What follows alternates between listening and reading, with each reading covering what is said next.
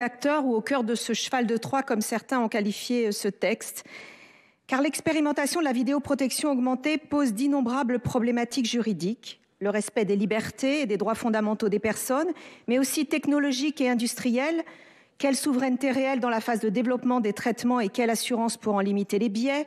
Et bien évidemment, mes chers collègues, sociétale et politique, vers quelle société tendons-nous dès lors que l'anonymat dans l'espace public est levé et la surveillance globalisée? Avons-nous collectivement conscience des implications d'un tel renversement et y souscrivons-nous? Quelles garanties établissons-nous pour nous prémunir d'éventuelles fuites en avant? À cet endroit, je préciserai que l'argument utilitariste, s'il peut apparaître fondé au regard bien sûr des menaces sécuritaires, ne répond nullement à ces questions qui interrogent pourtant notre cadre commun d'existence. J'ajouterai que si cette solution technologique complète un arsenal sécuritaire déjà fourni, elle limite le risque mais ne l'efface pas. Pour le dire autrement, jusqu'où sommes-nous prêts à consentir de notre liberté pour préserver au maximum notre sécurité?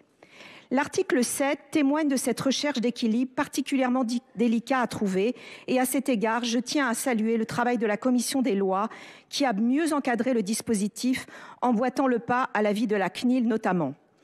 Mais certains points mériteraient d'être éclaircis et pourraient, j'espère, ou pourront faire l'objet d'améliorations. La durée de l'expérimentation. Si elle répond aux risques sécuritaires démultipliés pendant les JOP, pourquoi avoir choisi de la prolonger jusqu'au 30 juin 2025, soit 1 an après leur fin? L'évaluation de l'expérimentation, étant donné son importance dans la perspective d'une éventuelle généralisation, doit présenter toutes les garanties d'indépendance qu'il est légitime d'attendre. Enfin, troisièmement, l'impact financier sur les collectivités territoriales et les organisateurs des manifestations est à ce jour inconnu, l'étude d'impact étant très silencieuse sur le sujet. Enfin, quatrièmement, et j'arrêterai là, j'aimerais poser une question au gouvernement. Pourquoi avoir élargi le périmètre de l'expérimentation aux manifestations culturelles et récréatives? J'y reviens. Alors qu'initialement, ce texte concerne uniquement les JO. Et quelles sont vos motivations? Je vous remercie de vos questions. Alors, Monsieur Philippe Tabarot. Madame la Présidente, Madame la Ministre, Madame la Rapporteure, Président Buffet. J'interviendrai un petit peu plus tard lors de la discussion de 2 amendements à l'article additionnel concernant les transports. Néanmoins, je souhaitais intervenir au préalable pour vous exprimer ma déception. Ma déception car nous sommes en discussion d'articles et d'amendements intégrés au sein du chapitre 3 nommé « Renforcer la sécurité ». Mais de quoi parle-t-on? Apparemment seulement de vidéoprotection et de traitement d'algorithmes, et c'est bien. Mais l'ensemble de nos amendements visant à renforcer la sécurité dans les transports ont été déclarés irrecevables au titre de l'article 45. J'en tire la conclusion suivante. Renforcer la sécurité, oui, mais dans les transports, non. Et je ne peux pas m'en satisfaire alors qu'entre 2021 et 2022, les vols et violences dans les transports en commun ont augmenté. Sans parler du fiasco du Stade de France. Nous devons muscler le continuum de sécurité afin d'enrayer les incivilités, la violence et l'insécurité qui règnent dans nos transports. C'était là tout le sens de nos amendements. Car oui, nous ne donnons pas suffisamment de moyens aux acteurs de la sécurité dans les transports. À l'occasion de la lecture du projet de loi LOMPIL, le ministre de l'Intérieur s'était engagé à renforcer le continuum de sécurité. La lecture restreinte de ce projet de loi témoigne bien du fait que nous soyons encore loin d'un tel approfondissement. J'espère que les prochains textes, notamment d'initiative parlementaire, permettront que la peur change enfin de camp. Merci. 2 amendements identiques de suppression. Monsieur Pierre Ouzoulias. Merci Madame la Présidente, Madame la Ministre. Cet article 7, il faut dire les choses de façon claire et du point de vue du droit et de la défense de l'état de droit. C'est un dispositif qui est dérogatoire au RGPD. C'est important de le dire parce que jusqu'à présent, la France en Europe avait été en pointe pour la défense du RGPD. Avec cet article 7, nous reculons sur l'application du RGPD, notamment sur la base de l'article 23 du RGPD. La CNIL a consacré un travail très important sur les caméras augmentées et les vidéos augmentées. Elle a rendu son avis le 19 juillet 2022 et elle considère, selon elle, que par rapport au RGPD, par rapport à un certain nombre de dispositions qui défendent en France les libertés individuelles, la seule façon d'autoriser ces vidéos, c'est de mettre en place des mesures qui permettent la suppression, je cite, quasi immédiate des images sources ou la production d'informations anonymes. Or, ce que vous nous proposez dans ce texte, c'est juste l'information du public. En aucun cas, vous permettez aux personnes qui seraient filmées d'avoir un droit de recours, d'avoir un droit d'opposition. Or, pour la CNIL, c'était un objectif tout à fait essentiel qu'elle souhaitait voir garantir par une loi spécifique. Donc, chers collègues, il faut bien prendre conscience que par le biais de cet article 7, alors qu'il aurait fallu une loi qui permette de définir aussi les droits des personnes, vous êtes en train de, tout doucement, détricoter le RGPD. Merci, Madame la Présidente. Le 63, Thomas Dossus. Merci, Madame la Présidente. Mesdames les ministres, j'en ai déjà longuement parlé lors de la défense de ma question préalable, mais nous sommes ici face à un cavalier, même je dirais un cheval de Troie législatif visant à nous faire passer un cap dans la société de surveillance globale. Les Jeux olympiques et paralympiques ne sont ici qu'un prétexte pour jouer aux apprentis sorciers avec ces algorithmes de surveillance. Nous le savons, le marché est énorme. Il y a là plus une opportunité industrielle pour les entreprises du secteur qu'une véritable attention à l'ordre public. Si c'était l'ordre public qui nous intéressait, nous n'expérimenterions pas des technologies absolument pas matures. Lorsque nous avons échangé avec Madame la ministre des Sports, elle m'a affirmé que l'objectif était d'éviter un nouveau Séoul en référence au drame ayant fait plus de 150 morts dans un mouvement de foule le soir d'Halloween en octobre 2022. Mais sachez, mes chers collègues, que la Corée du Sud expérimente les caméras augmentées depuis 2020. Ce ne l'a pas empêché, ce drame absolu. D'autres raisons sont donc à trouver.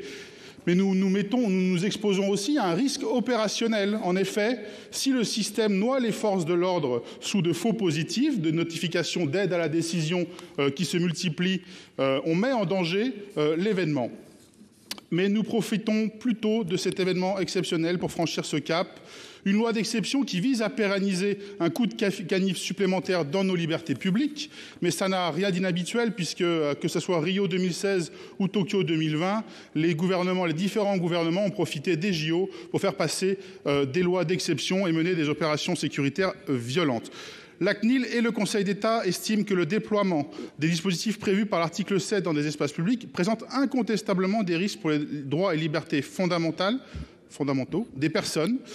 La CNIL précise d'ailleurs qu'il est nécessaire de se prémunir de tout phénomène d'accoutumance et de banalisation de ces technologies de plus en plus intrusives. C'est pour ça que je vous propose de supprimer cet article. Je vous remercie. Avant de solliciter l'avis de la commission du gouvernement, je vous informe que nous avons reçu une demande de scrutin public sur ces deux amendements. Madame la rapporteure. Merci Madame la Présidente. Ce sera un avis défavorable. Parce qu'effectivement, nous considérons que cet article 7 qui introduit la vidéoprotection intelligente ou les caméras augmentées met en place un dispositif, certes, d'une innovation majeure, mais qui permettra d'aider à la décision fortement les forces de l'ordre pour la sécurisation des grandes manifestations sportives, culturelles et récréatives et a fortiori dans la perspective des Jeux Olympiques. C'est une expérimentation, ces JO en seront un accélérateur, mais on voit bien l'utilité eu égard à la fois au risque terroriste qui est encore extrêmement fort dans notre pays et à l'ampleur de cet événement inédit que seront les Jeux Olympiques, notamment en raison aussi de la spécificité de la cérémonie d'ouverture. Ce dispositif est encadré par de nombreuses garanties qui ont été instaurées suite à la réécriture, je l'ai dit, après l'avis du Conseil d'État et de la CNIL. Et nous avons souhaité encore à la Commission des lois renforcer ces garanties par un contrôle plein et entier de la CNIL et notamment par un contrôle au moment de la création des algorithmes dans les fameux bacs à sable pour faire en sorte qu'ils ne remplissent pas les biais que vous évoquez et que le contrôle humain reste permanent pour s'assurer que ces algorithmes pourront déterminer ces fameux événements, pourront détecter et signaler ces fameux événements prédéterminés et aideront nos forces de l'ordre à être plus efficaces et plus opérationnelles pour l'organisation des grandes manifestations. Merci. Avis du gouvernement. Merci Madame la Présidente, Mesdames et Messieurs les sénateurs. En fait, effectivement, ce dispositif qui est prévu est un dispositif novateur. C'est la raison pour laquelle il est engagé de manière expérimentale. L'objectif, c'est de donner au gouvernement les moyens d'éviter un certain nombre d'événements. Alors, vous avez parlé, Monsieur le Sénateur, de ce qui s'est passé à Séoul pour Halloween. On n'a pas aujourd'hui d'éléments tendant à démontrer que ce dispositif expérimental a été engagé dans le cadre de cet événement. On a dans l'histoire d'autres événements de mouvements de foule qui n'ont pas pu être détectés. C'était le cas à Turin en 2017. C'était également le cas à La Mecque en 2015, d'un événement dans lequel on a eu plus de 700 morts. Et donc l'idée, c'est certainement pas, on n'a absolument pas de partie qui concerne des informations personnelles avec de la reconnaissance faciale, par exemple. Et le gouvernement s'est appuyé sur cet article, sur le rapport du Sénat qui a été produit en mai 2022 par les sénateurs Daubresse, de Belenet et Durin, qui prévoyait 4 catégories dans la question du traitement algorithmique. Et il n'est pas question pour le gouvernement d'aller dans la 4e catégorie, qui est souvent citée en exemple, qui est celle de la reconnaissance faciale, mais de se donner les moyens tout simplement de détecter le cas échéant des mouvements de foule, un colis abandonné, éventuellement des armes longues, etc. Et donc l'idée, c'est vraiment de se donner les moyens là, d'assurer la sécurité pendant les grands événements. Et puis, la question de la durée de l'expérimentation a été abordée par un certain nombre d'entre vous.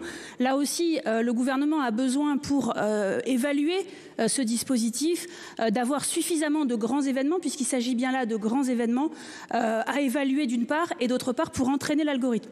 Donc l'idée, c'est de se donner suffisamment de temps, donc suffisamment de grands événements pour pouvoir évaluer le dispositif. Donc évidemment, le gouvernement est défavorable à ces amendements de suppression. Pour une explication de vote. Oui, une explication de vote au nom de mon groupe sur ces 2 amendements de suppression contre lesquels nous voterons. Nous ne sommes pas des fanatiques des nouvelles technologies en matière de surveillance. Et d'ailleurs, très heureux que la reconnaissance faciale n'ait pas été proposée dans cet hémicycle, parce que ça n'est pas le bon vecteur, ce texte, pour développer la biométrie. Avec la vidéo surveillance augmentée, intelligente, algorithmique, on l'appellera comme on veut, c'est vrai qu'on passe à un cap et qu'on développe dans ce pays, pour un événement qui est lui-même exceptionnel, de nouvelles technologies. Nous avons fait le choix d'accompagner ce mouvement en déposant de très nombreux amendements. Après le premier travail d'encadrement qui a été produit par la rapporteure Agnès Canayer et qui est déjà très sécurisant, très solide, qui vise nos amendements à la durée d'expérimentation, à la qualité de l'information du public, à la déclaration d'intérêt des prestataires extérieurs qui pourraient être appelés à développer ces systèmes, au périmètre dans lequel ces systèmes pourraient être mis en œuvre, à l'effacement des données non pertinentes qui auraient été collectées pour ces systèmes, à l'indépendance des experts qui contribueront à produire un rapport au Parlement, nous le souhaitons. Et donc, nous préférons accompagner le développement de cette vidéosurveillance augmentée dans de bonnes conditions, avec un bon niveau d'encadrement, dans un périmètre limité, pour que cette expérimentation nous permette de garantir que la puissance publique prend toute sa responsabilité, faute de quoi, et nous aurons le débat bientôt sur d'autres technologies, on risque de voir arriver cette technologie à bas bruit, de manière rampante, hors contrôle législatif. C'est le pari que nous faisons. Et les amendements que nous déposerons et que nous défendrons dans quelques minutes contribueront à nous indiquer si nous votons favorablement sur cet article 7 ou non. Pierre Ouzoulias. Madame la Présidente, Madame la Ministre, chers collègues, vous nous parlez d'innovation technologique. Moi, ce que je vois là, c'est surtout des innovations du droit. C'est-à-dire des innovations qui contribuent à diminuer ce qu'est l'état de droit, et notamment quelque chose qui est tout à fait fondamental, qui est le droit d'opposition. La CNIL vous l'a dit dans son analyse, et le texte n'apporte rien dans ce domaine. Il y a simplement une information qui est donnée, mais il n'y a pas de droit d'opposition. Et le droit d'opposition, c'est quelque chose qui est complètement fondamental dans la gestion des données numériques. Je vous le dis de façon un petit peu provocatrice, mais la surveillance à la chinoise, ce n'est vraiment pas notre tasse de thé. Voilà. Et quand on met le doigt là-dedans, on ne sait pas du tout où on s'arrête. Et si demain, si l'état de droit et la défense des libertés individuelles deviennent un obstacle à l'organisation des grands événements sportifs, alors il n'y aura plus que les dictatures qui pourront les organiser. On l'a vu récemment avec la Coupe du Monde, mais il y aura aussi d'autres exemples. Et bientôt, les grandes fédérations pourront organiser dans des pays qui sont beaucoup moins regardants sur l'état de droit ces grands événements, parce que vous aurez une opposition massive à des choses qui sont vraiment contraires à ce qui est la défense de nos principes. Merci, Madame la Présidente. Lana Tetuani, vous avez la parole. Oui, merci Madame la Présidente. Je suis dubitative depuis quelques minutes. Jeux olympiques, les épreuves de surf, c'est à Tahiti, dans une petite commune là, sur Tahiti, à 2h30 de voiture depuis Papeete. Tous ces dispositifs en matière de sécurité, je suis en train de me poser la question, et je posais la question à mes collègues autour de moi, mais comment concrètement, même à titre expérimental, comment concrètement vous allez faire appliquer ça sous mes cocotiers? Enfin, une métaphore. Certains peut-être rigoleront, parce qu'en écoutant tout ça, alors que nous étions enthousiastes et nous accueillons, mais à bras ouverts, les épreuves de surf sur notre territoire, mais depuis tout à l'heure où j'écoute tout ça, je commence à avoir un petit peu peur maintenant. Parce que si tout ce dispositif venait aussi chez nous, il y aurait plus de, comment dirais-je, une petite révolution, parce que tous ces citoyens-là vont nous dire, mais qu'est-ce que vous avez encore voté au Parlement? La question que je pose au gouvernement, comment concrètement voyez faire appliquer tout ça en Polynésie française où les épreuves de surf se dérouleront? Merci. Il y a un peu d'explication de vote. Si. Guy Benaroche, c'est à vous. Oui, je remercie notre collègue polynésienne de son intervention qui est très juste. Alors, ce qui peut paraître effectivement vraiment flagrant dans votre territoire, l'est quand même aussi dans les nôtres quelque part. Parce que Sylvie Robert l'a très bien dit tout à l'heure, c'est un vrai problème de vision de la société qui se pose. C'est un vrai problème de vision sécuritaire, de vision contrôlée par des intelligences artificielles, de Big Brother is watching you, qui se pose réellement aussi pour nous. Donc accompagner un mouvement expérimental, certes, je comprends ce que dit Jérôme Durin, mais dans la réalité, l'accompagner, ok, mais pour aller où? Moi, je ne suis pas prêt et nous ne sommes pas prêts à accompagner un mouvement qui décide un modèle de société qui ne convient ni à la Polynésie, ni à nos territoires français. Ce n'est pas le modèle de société que nous souhaitons. Nous ne l'accompagnerons pas. S'il n'y a plus d'explications de vote, nous allons donc procéder au scrutin public. Je rappelle que l'avis du gouvernement et de la commission sont tous les deux défavorables. Le scrutin est ouvert. Le scrutin est clos.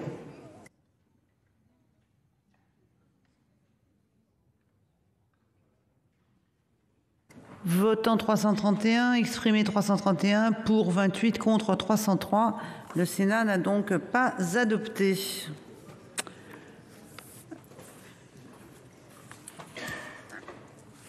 Nous passons à deux amendements faisant l'objet d'une discussion commune. Le 68, Thomas Dossus. Oui, donc cet article qui prévoit un traitement algorithmique des données de vidéosurveillance le fait sur une durée limitée, ce qui pose un certain nombre de problèmes en termes de liberté publique. Alors, dans son avis du 8 décembre 2022, la CNIL estime que ces outils d'analyse automatisée des images peuvent conduire à un traitement massif de données à caractère personnel, ce qui comporte un risque d'atteinte à la vie privée et aux droits fondamentaux. Et au-delà du caractère scandaleux d'une expérimentation qui touche nos libertés publiques, on parle d'expérimentation de ces outils sur une durée donc limitée, mais qu'en est-il réellement ? Loin d'être une mesure circonscrite aux seuls Jeux olympiques et paralympiques, ce dont nous devrions discuter aujourd'hui, cette expérimentation s'étend de la promulgation de la loi jusqu'à 1 an après la cérémonie de clôture des Jeux. Cherchez l'erreur, alors que les Jeux ne sont prévus que sur 2 mois, on se retrouve avec une expérimentation qui dure 2 ans, révélant les véritables intentions du gouvernement, une fuite en avant techno-sécuritaire. On veut gaver nos algorithmes de données. L'utilisation de ces dispositifs dans le simple cadre des JO et paralympiques est en soi problématique, mais de tels délais extensifs sont dangereux. C'est pourquoi nous proposons de les ramener à un cadre temporel plus raisonnable, correspondant à l'intitulé de ce projet de loi, c'est-à-dire la durée des Jeux olympiques et paralympiques. Jérôme Durain pour le 21 ? Non, Laurence Harribey. Écoutez, là, par rapport à cet amendement, moi j'estime que Madame la Ministre et l'intervention de Jérôme Durain ont défendu cet amendement, puisqu'ils ont expliqué qu'on était dans le cadre d'une expérimentation. Mais qui dit expérimentation dit qu'il y a un début et une fin. Donc nous, on considère que c'est assez logique, puisque c'est prévu que l'expérimentation débute dès la promulgation de la loi, parce que ça permettra, comme le disait Madame la Ministre, d'avoir un certain nombre d'événements pour expérimenter les choses. Et comme nous le disait la présidente de la CNIL, pour pouvoir affiner et conseiller les fabricants et d'algorithmes. Mais en même temps, cette expérimentation, comme vous l'avez très bien dit, Madame la Ministre, doit servir à évaluer. Et pour évaluer, à un moment donné, il faut s'arrêter.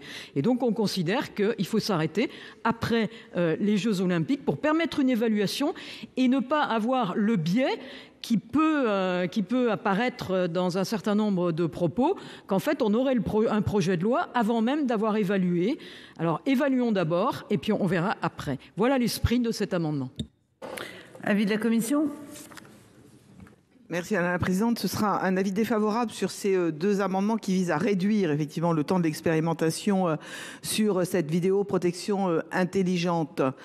Effectivement, qui dit expérimentation dit durée limitée dans le temps. Mais qui dit expérimentation dit aussi évaluation. Et il faut que l'évaluation, elle puisse être faite dans les mêmes conditions que la mise en œuvre de l'expérimentation. Donc, il est important de continuer à, au-delà, dans un délai raisonnable des Jeux Olympiques, pour que les algorithmes puissent continuer à s'entraîner et qu'on puisse véritablement évaluer sur ces données d'apprentissage qui fonctionnent et sur des algorithmes qui sont en cours d'utilisation, d'une part. Et d'autre part, il convient aussi d'étendre l'expérimentation jusqu'à un délai qui dépasse le temps de l'évaluation pour laisser le temps au Parlement de se prononcer pour savoir s'il convient de pérenniser ou non l'expérimentation. Sinon, elle tombera de fait et qu'il n'y aura plus lieu que le Parlement se prononce.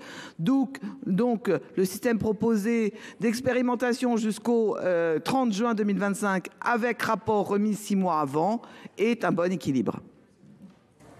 Je vous remercie. Madame la Ministre. Même avis, Madame la Ministre ? Ok. Je vais donc mettre aux voix Madame de La Gontrie pour une explication de vote. Et puis Pierre Ouzoulias après. Merci Madame la Présidente. J'attendais avec beaucoup d'intérêt l'explication du gouvernement. Parce que, non mais je vois bien que vous vous fiez à l'avis de la rapporteure, mais dans ce cas-là, ce n'est même plus la peine d'occuper le banc du gouvernement. Qui n'est pas d'accord ? Non, plus sérieusement, on est sur un point qui est essentiel, qui est la durée de cette prétendue expérimentation et ce que beaucoup appellent le cheval de Troie. C'est-à-dire qu'en fait, au prétexte de l'expérimentation, vous mettez en place pendant 2 ans un dispositif qui n'est pas nécessaire pendant 2 ans. D'ailleurs, si vous voulez entraîner les algorithmes, puisque j'ai compris que c'était ça le terme, il y a la Coupe du monde de rugby. Donc, vous avez tout loisir d'expérimenter les dispositifs. Bien. J'indique tout de même que, en fonction du sort qui sera réservé à nos amendements sur ce point, même si la rapporteure a travaillé et la commission a travaillé de manière extrêmement précise et complémentaire et a amélioré le texte, notre groupe sera amené à modifier le vote sur l'ensemble de cet article. Donc, encore une fois, Madame la Ministre, moi je suis un esprit simple. Je ne comprends pas comment, par quel raisonnement, il faut prolonger pendant 2 ans une expérimentation pour pouvoir l'évaluer. Donc, c'est sur ce point et sur la nécessité de cette prolongation 1 an après les JO que je souhaiterais pouvoir connaître la position du gouvernement. Pierre Ouzoulias. Merci Madame la Présidente. Madame la Ministre, ce que vous nous demandez de voter ici, c'est un cavalier. C'est un cavalier législatif. Là, ce soir, on est réunis pour voter un texte qui prévoit des mesures exceptionnelles pour le bon déroulement des Jeux Olympiques. Prolonger au-delà de la durée des Jeux Olympiques l'expérimentation que vous nous proposez, c'est tout simplement un cavalier législatif. Et le Conseil constitutionnel aura sans doute à se prononcer sur ce que vous faites. Si vous souhaitez une loi qui permette, par des procédés algorithmiques, aujourd'hui de développer des systèmes de protection et de sécurité, dans ces cas-là, vous déposez un projet. Hein, et on en débattra. Mais vous ne pouvez pas utiliser ce texte sur les Jeux Olympiques pour avancer toute votre machinerie sur la gestion algorithmique des populations. Encore une fois, je vous le dis avec force et solennité, Madame la Ministre, ce qu'il s'agit de défendre, c'est l'acceptabilité sociale des Jeux Olympiques. Si nos citoyens ont le sentiment que quand un pays organise les Jeux Olympiques, c'est matière à problèmes de circulation, problèmes de santé, problèmes de transport, problèmes de congés et aussi problèmes de sécurité, encore une fois, ils refuseront systématiquement les Jeux Olympiques. Et Paris sera la dernière ville qui les organisera. Merci Madame la Présidente. Sylvie Robert. Oui, merci Madame la Présidente. Oui, Madame la Ministre, moi je voudrais qu'on soit quand même extrêmement attentif à cette expérimentation que d'aucuns d'ailleurs ont qualifiée de changement de paradigme, même civilisationnel.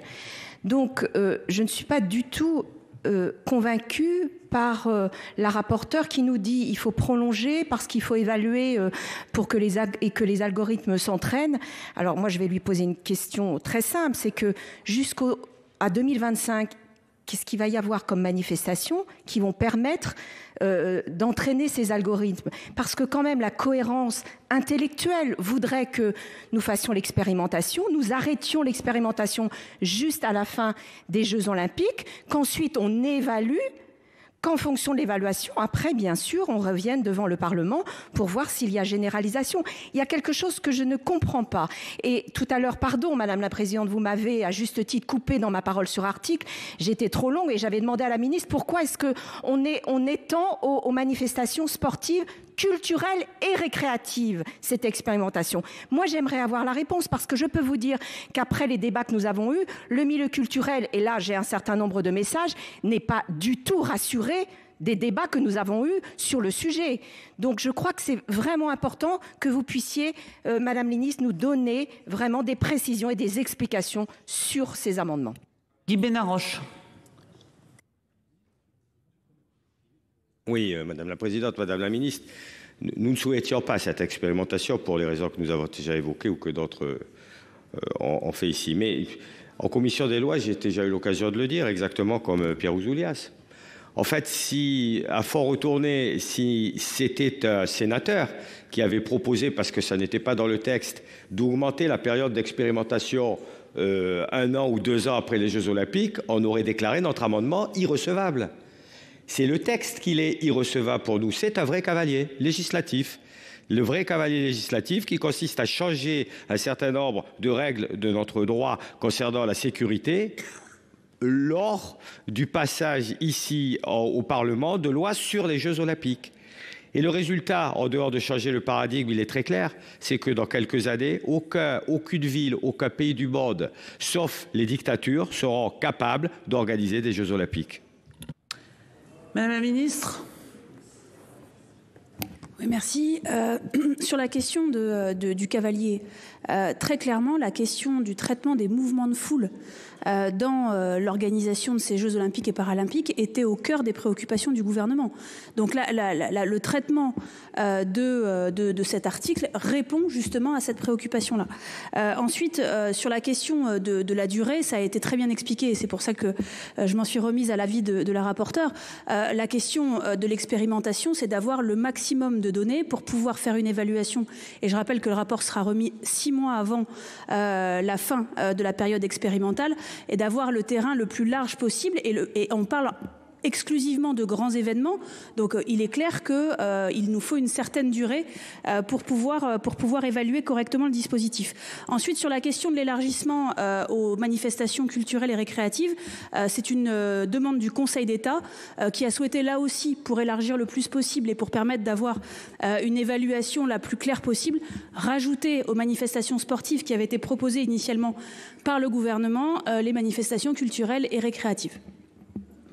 Merci. Je vais donc mettre aux voix ces amendements qui ont tous les deux reçu un double avis défavorable. Le 68 qui est pour, qui est contre, qui s'abstient, il n'est pas adopté. Le 21 qui est pour, qui est contre, qui s'abstient, il n'est pas adopté. Nous passons au 44. Monsieur Fialer qui le... Oui, Madame la Présidente, Madame la Ministre. Le mécanisme que nous examinons ici n'a rien d'anodin, puisqu'il s'agit d'autoriser l'utilisation de traitements algorithmiques en matière de vidéosurveillance. Les bouleversements qu'introduit cette expérimentation ont déjà été soulignés. D'ailleurs, la Commission des lois en a conscience, puisque le texte qu'elle nous présente a déjà intégré des mécanismes de contrôle supplémentaires.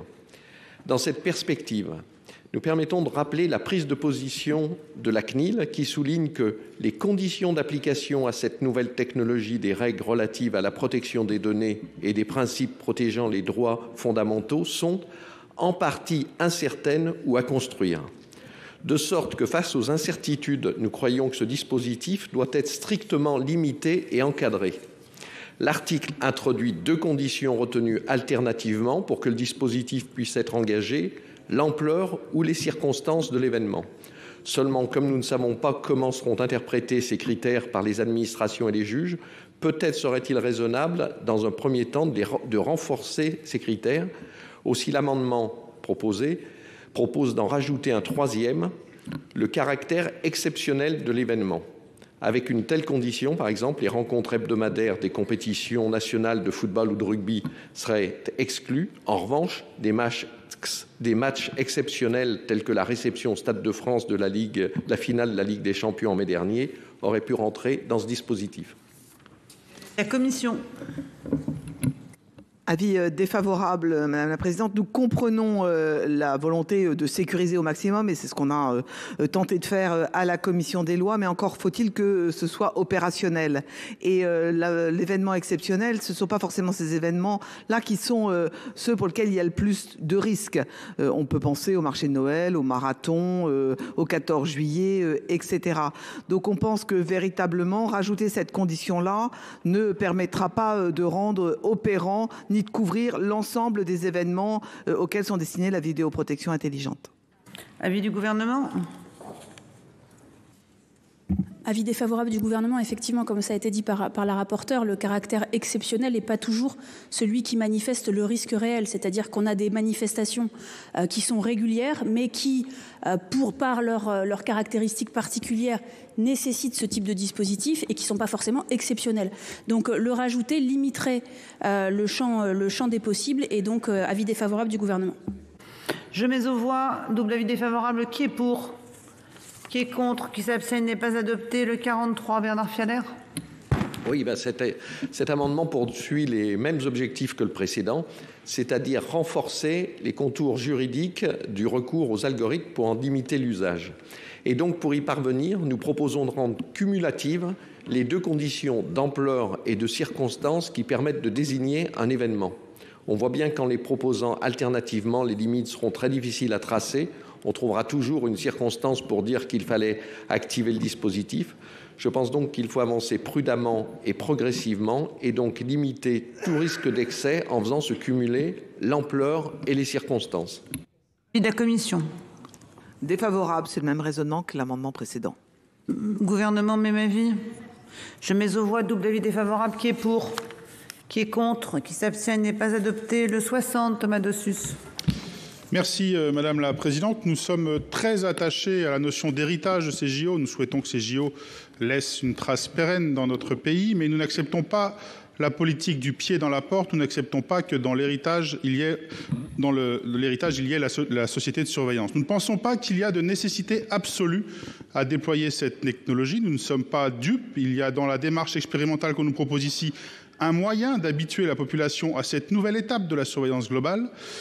Premier problème du traitement algorithmique des images issues de la vidéosurveillance, tant le Conseil d'État que la CNIL considèrent que ces traitements algorithmiques représentent une menace pour les droits fondamentaux des individus. D'après la CNIL, ces outils ne constituent pas une simple évolution technologique, comme on essaie de nous le vendre depuis tout à l'heure, mais une modification de la nature des dispositifs vidéo pouvant entraîner des risques importants pour les libertés individuelles et collectives et un risque de surveillance et d'analyse dans l'espace public. La CNIL précise au passage qu'il est nécessaire d'empêcher tout phénomène d'accoutumance et de banalisation de ces technologies. Second problème, l'utilisation des systèmes d'intelligence artificielle est aujourd'hui dépourvue de cadre légal propre dans le droit national comme dans le droit de l'Union européenne. Une proposition de règlement européen sur les systèmes d'intelligence artificielle est en cours d'élaboration, mais rien n'existe à l'heure actuelle. Nous ne nous leurrons pas devant l'objectif à peine voilé du gouvernement d'étendre la portée de ces dispositifs par le droit. La durée extensive de l'expérimentation dont nous venons de débattre et le contenu du texte sont autant de preuves de la volonté de pérenniser ces expérimentations parce que nous refusons la banalisation de ces dispositifs sécuritaires face au risque des dérives potentielles et dans l'attente d'une actualisation de la réglementation européenne. Nous proposons donc d'inscrire expressément dans la loi que cette expérimentation n'a pas à être pérennisée d'office. Quel est l'avis de la commission? Avis défavorable. Effectivement, il faudra nécessairement une loi pour assurer la pérennisation de l'expérimentation. Donc, en aucun cas, ça ne se fera de manière automatique. Donc, en fait, votre amendement est satisfait. Gouvernement? Même avis, effectivement, le gouvernement a opté pour le principe de l'expérimentation qui donnera lieu à une évaluation et donc un passage, le cas échéant, devant le Parlement pour une pérennisation. Mais je rappelle également que quand même ce texte suit les préconisations de la CNIL, d'une part, et d'autre part que la CNIL sera informée des conditions de mise en œuvre de ce dispositif. Et je rappelle également que le dispositif est, sur la base des préconisations de la CNIL, soumis à des garanties extrêmement fortes, des garanties en matière, d'une part, du fait que c'est expérimental, d'autre part que c'est utilisable uniquement pendant les grands événements, d'autre part qu'il y a des garanties sur l'utilisation du logiciel en matière d'information du public, en matière de conservation des données, en matière de contrôle humain, en matière de formation des agents, et ça a fait l'objet d'un amendement de la rapporteure adopté en commission, des garanties également sur les algorithmes, avec un décret qui est pris après avis de la CNIL, avec une garantie qui prévoit que seul l'État puisse utiliser un tel dispositif. Et puis, je le rappelle, une garantie parce que c'est bien le préfet qui détermine en fonction de la manifestation du territoire géographique et d'un certain nombre d'éléments si oui ou non ce dispositif peut être utilisé. Donc toutes ces garanties permettent d'une part de cadrer le dispositif, d'autre part d'avoir une expérimentation la plus efficace possible.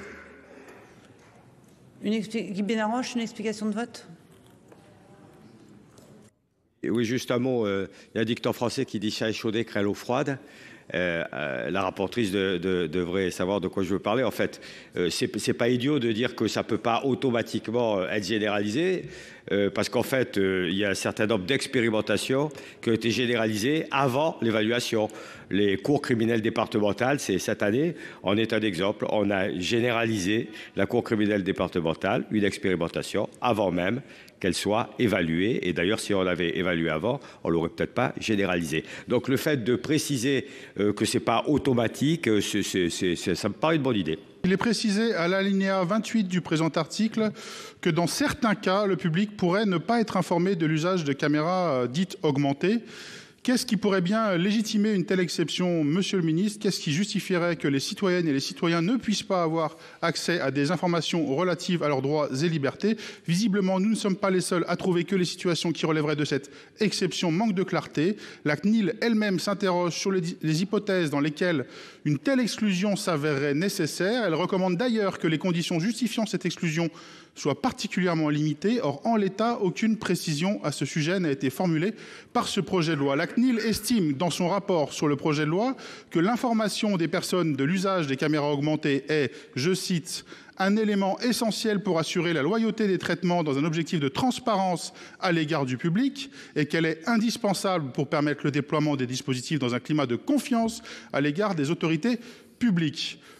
Au groupe écologiste, nous considérons que l'information du public est une garantie essentielle de la protection des droits et libertés des personnes, et notamment du droit à la vie privée. Comment faire valoir ces droits d'opposition, d'accès, de rectification et d'effacement de ces données personnelles si on ne sait même pas que ces données existent? À ce titre, nous proposons par cet amendement la suppression de cette dispense d'information du public de l'usage des caméras dites augmentées. Merci, cher collègue. Le 25 rectifié, Monsieur Durin. Ah pardon, excusez-moi, chers collègues. Merci Madame la Présidente. Donc c'est une discussion commune, mais l'esprit est différent. Nous, on vous propose de compléter le travail utile de la Commission qui a introduit une garantie supplémentaire pour assurer l'information du public sur l'emploi du traitement des données personnelles prévues par cet article 7, y compris lorsque les circonstances l'interdisent ou que cette information entre en contradiction avec les objectifs poursuivis par le traitement. Donc dans ces cas, la Commission a prévu de renvoyer à une information générale organisée par le ministère de l'Intérieur. Je fais référence au paragraphe 2 bis nouveau inséré à l'article 7. Et si nous voulons que l'information du public soit pleinement appliquée, il convient de prévoir également dans la décision d'autorisation d'emploi prise par le préfet de département ou le préfet de police à Paris que les motifs de dispense d'information du public soient accompagnés à minima de l'information générale du public sur l'emploi du traitement algorithmique. Cette information nous semble essentielle car elle conditionne le cas échéant, la possibilité d'invoquer le respect du droit de personne à l'égard de la bonne application de ces traitements de données personnelles augmentés par l'intelligence artificielle sur le fondement du RGPD et de la directive police-justice. Merci. Merci, chers collègues. Avis de la Commission. Merci Madame la Présidente. Alors sur l'amendement 62 du sénateur Dossus, ce sera un avis défavorable. Je pense que supprimer la possibilité d'exception au droit de l'information affaiblirait le dispositif et le rendrait beaucoup moins opérationnel. Et c'est la raison pour laquelle nous avions quand même en commission des lois ajouté une garantie sous la forme d'une information générale du public sur l'emploi des traitements algorithmiques organisés par le ministère de l'Intérieur pour informer les publics des enjeux concernant cette vidéoprotection intelligente. Donc ce sera un avis défavorable sur le 62, sur le 25 de Monsieur Durin qui renvoie à cette information générale organisée par le ministère de l'Intérieur. C'est un avis favorable. Merci Madame la rapporteure. Monsieur le ministre. Oui, Madame la Présidente, un avis défavorable sur le premier amendement et un avis, on va dire, réservé, Monsieur Durin. Je vais essayer de vous expliquer pourquoi. Je pense qu'il y a une petite confusion, me semble-t-il, sur pourquoi on informe les citoyens selon la volonté de la CNIL et de la volonté du législateur qu'ils sont vidéoprotégés ou vidéosurveillés, le terme que vous souhaitez. On a eu ce débat pendant sécurité globale sur d'autres sujets que les caméras de vidéoprotection. C'est effectivement, comme vous l'avez très bien dit, pour pouvoir être informé, consulter les données personnelles qui nous concernent et puis évidemment, si on le souhaite, faire effacer ces données. Ce n'est pas pour être empêché d'abord d'être filmé, bien évidemment, chacun le comprend.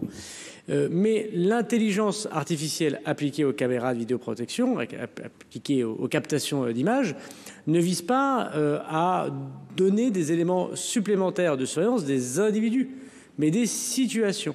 Que pourra faire très concrètement cette caméra dite d'intelligence artificielle? Elle pourra regarder quel est l'événement que nous souhaitons retrouver, ou la situation que nous souhaitons retrouver, ou le comportement que nous souhaitons retrouver. Un rassemblement extrêmement intempestif, une casse d'abribus, un sac posé par terre. Il ne visera pas à rechercher Monsieur Dossus, Monsieur Darmanin ou Monsieur Durin. Il ne s'agit donc pas pour la personne, pour le citoyen individuellement, de pouvoir retrouver des données qui lui sont personnel, mais l'intelligence, ça c'est la caméra, si j'ose dire classique, qui le fait et qui le fait de manière générale. Et c'est pour ça qu'il me semblait que l'avis était réservé pour votre amendement. Et finalement, si j'ose dire, il ne mange pas de pain votre amendement. C'est pour ça que je le combats pas plus que ça. Et sans doute est-ce l'avis positif qu'a donné Mme la rapporteure. Mais l'information générale, elle est déjà donnée par le ministère de l'Intérieur, soit par les communes lorsqu'il s'agit de caméras, ou l'État pour la préfecture de police évidemment, de caméras déjà installées. Chacun doit installer des panneaux, publier dans le journal municipal la présence de ces caméras, y compris mobiles. Et tout autre type d'information, on a eu cette discussion pour les aéronefs et pour d'autres situations comme les drones dans la loi sécurité globale. Mais en aucun cas, l'intelligence artificielle rajoute quoi que ce soit, puisqu'il ne peut pas y avoir de captation sans caméra. Donc cette information est déjà donnée par la loi et l'intelligence artificielle vise à retrouver des situations. C'eût été extrêmement différent si nous vous avions proposé la reconnaissance faciale, qui là parle de sujets individuels. Et donc évidemment l'information autour des données individuelles retrouvées par ce moyen nouveau, même dans un moyen de captation ancien, aurait sans doute eu son sens de discussion. Donc vraiment, je pense qu'il faut bien comprendre pour ceux qui nous écoutent qu'il ne s'agit pas dans l'intelligence artificielle de continuer à regarder des données personnelles. Ce n'est pas ce que feront ces caméras. C'est des situations, mais comme chacun a dû le voir sans doute dans des documentaires, dans des films ou dans des reportages ou dans les auditions que vous avez pu faire. Et ces situations sont extrêmement importantes. Imaginons que nous ayons à gérer une alerte à la bombe pour savoir si elle est sérieuse ou pas sérieuse. Qui a déposé le sac? Dans quelles conditions il a déposé un sac? Est-ce que cette situation de dépôt de sac, c'est un oubli ou c'est quelqu'un qui le fait de manière volontaire? Ça fait gagner énormément de temps au service de police. Qui l'a déposé en tant que tel ou les personnes autour d'elle ne sont pas concernées par les algorithmes et par la finalité que nous demandons aux législateurs. Je constate d'ailleurs, monsieur Dossus, que et l'avis de la CNIL et l'avis du Conseil d'État sur un texte aussi complexe ont été sans réserve sur cette situation. Et les débats qu'on a eus précédemment, et notamment sur la LOPMI, sur les questions d'image, ont tous été validés, vous l'aurez constaté, par une excellente décision du Conseil constitutionnel dont je me réjouis. Donc je veux vraiment ici dire, et j'en salue le rapporteur Hervé qui a notamment évoqué ces sujets de données personnelles, je veux ici dire encore une fois que la Haute Assemblée devrait rejeter l'amendement de M. Dossus pour confusion, si vous me le permettez. Et voilà, l'amendement de M. Durin sans doute est superfétatoire, mais je veux bien donner un avis neutre, c'est-à-dire réservé pour l'adoption. C'est une sagesse, monsieur le ministre, un avis défavorable? Sagesse neutre. Bon, bah écoutez, nous innovons aujourd'hui, mais bon. Alors, je mets aux voix... Ah pardon, monsieur Dossus pour explication de vote et madame Harribey. Merci Madame la Présidente. Là, on constate qu'on est en train de reculer sur un certain nombre de droits liés à nos données et à nos comportements. Vous venez de le dire, ces caméras, elles existent, elles sont déjà là. On va leur ajouter un système qui va permettre de faire la différence entre différents comportements, différentes situations. Qu'est-ce qui nous fait basculer dans une société de surveillance? C'est qu'un individu, vous, moi, un autre, va se trouver dans une situation sans savoir ce que la caméra va chercher à contrôler dans son comportement. Vous l'avez cité, un oubli de sac. Alors là, vous vous êtes rattrapé en disant que ce ne sera pas une donnée personnelle, mais que ça peut faciliter quand même d'identifier la personne qui l'a oublié. Donc on est déjà en train de reculer un peu là-dessus, bien sûr que si. On est en train déjà de reculer sur quels sont les comportements acceptés, quels sont les comportements non acceptés, qui définit ça? Effectivement, là, on ne le sait pas, ça sera défini dans les algorithmes que vous n'avez pas voulu ouvrir. Donc on est en train de reculer sur un certain nombre de droits et libertés et de la façon dont on peut, nous, individus, protester contre la collecte d'un certain nombre de données. Ensuite, monsieur le ministre, je vous trouve extrêmement rigoureux sur la question des droits et libertés. Vous l'aviez été le 22 octobre devant nous quand vous aviez présenté le dispositif de sécurité. Vous aviez dit le ministère de l'Intérieur n'utilisera pas de dispositifs illégaux qui n'ont pas été légalisés, mais par contre un certain nombre de collectivités les utilisent déjà, ce sont vos mots. Là-dessus, vous n'aviez pas répondu ensuite à savoir quelles sont les collectivités qui utilisent tout ça, quelle est l'action du ministère de l'Intérieur pour lutter contre l'utilisation abusif de ces technologies. On a déjà pu voir un certain nombre de marchés publics passer pour des technologies qui ne sont pas encore légalisées, et donc j'aimerais bien avoir une réponse aussi là-dessus, vous qui êtes si respectueux du droit. Merci, cher collègue. Madame Harribey. Simplement pour dire que cet amendement que nous proposons et qui a un avis favorable de la rapporteure, c'est pas quelque chose qui est anodin non plus. C'est-à-dire que il s'agit pas d'une information individualisée, mais il s'agit de lier la décision à l'information. C'est tout. Et donc je pense que ça permet plus de transparence, ça permet d'être plus clair.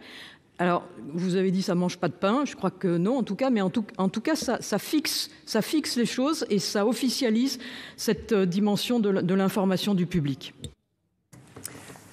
Monsieur le ministre, vous avez la parole. Je ne veux pas laisser Monsieur Dossus, mais très rapidement faire croire que le ministère de l'Intérieur connaîtrait des situations illégales et n'interviendrait pas.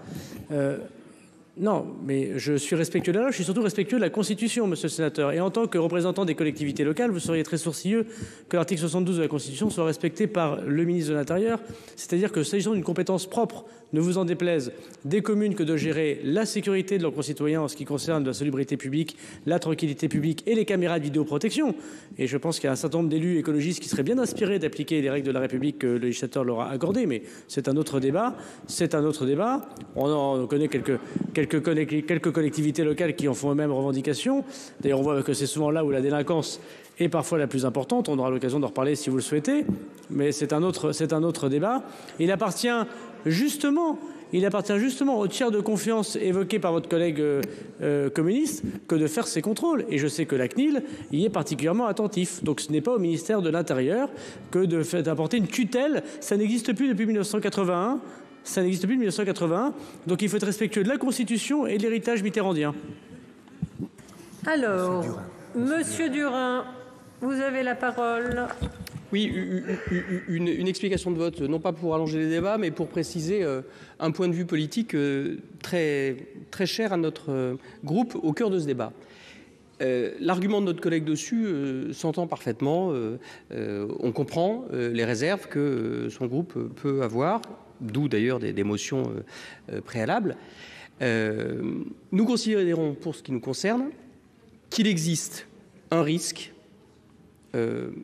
de développement rampant, à bas bruit, d'un certain nombre de technologies.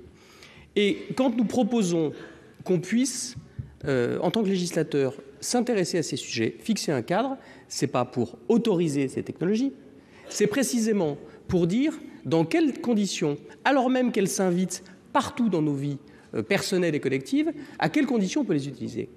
Et pour avoir travaillé, ça a été rappelé plusieurs fois dans la journée, avec Arnaud de Belenet et Marc-Philippe Daubresse sur la reconnaissance faciale, on voit bien qu'en plus, qu'il y a une porosité des usages.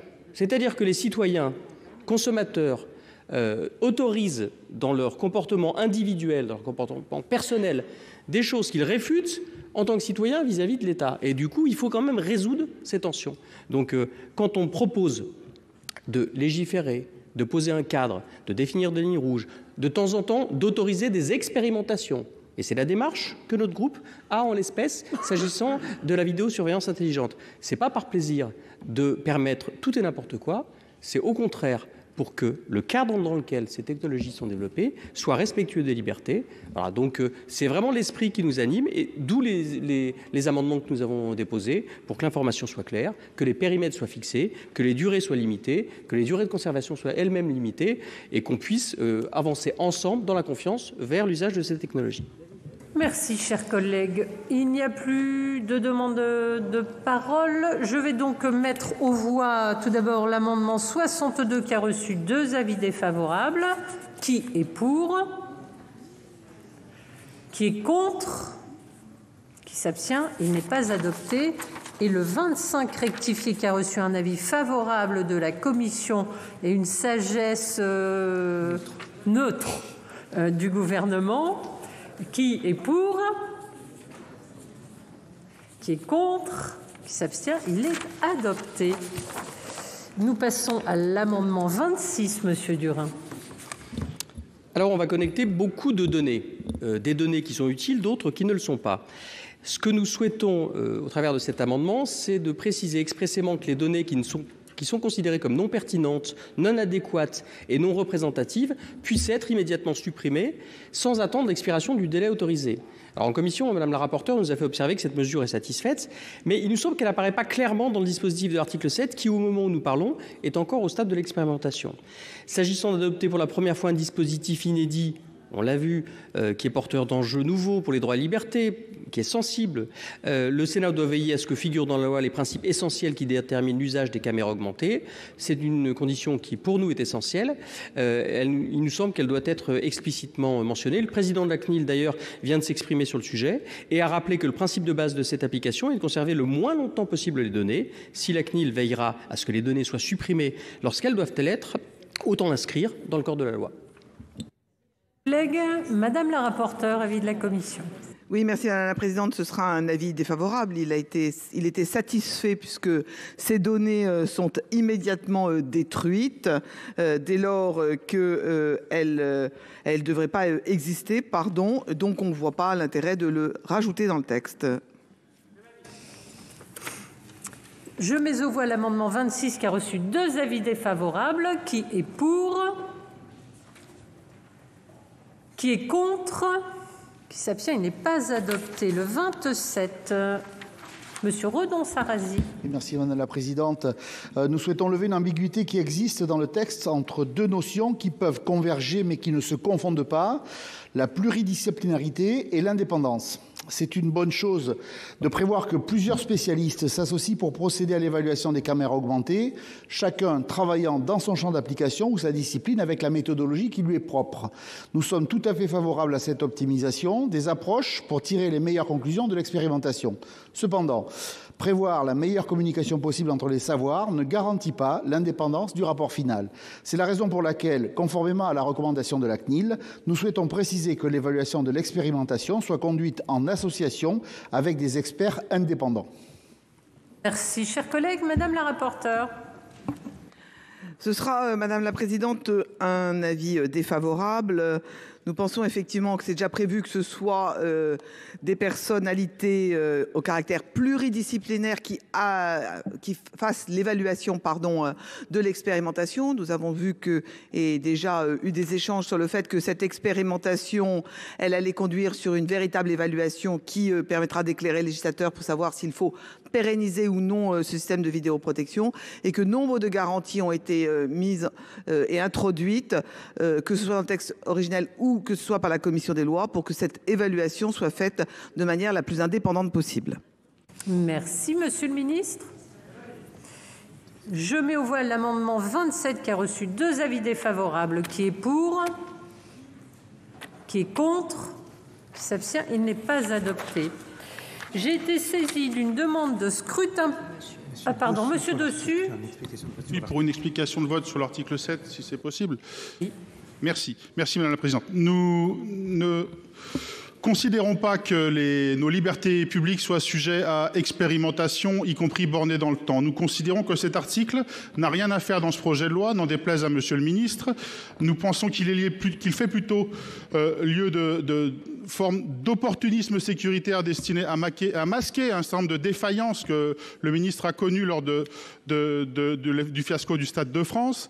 Et donc nous allons nous opposer à cet article. Aucune garantie que nous avons proposées n'ont été acceptées. Et donc nous allons basculer via cet article dans un nouveau régime de surveillance. Donc nous allons voter contre.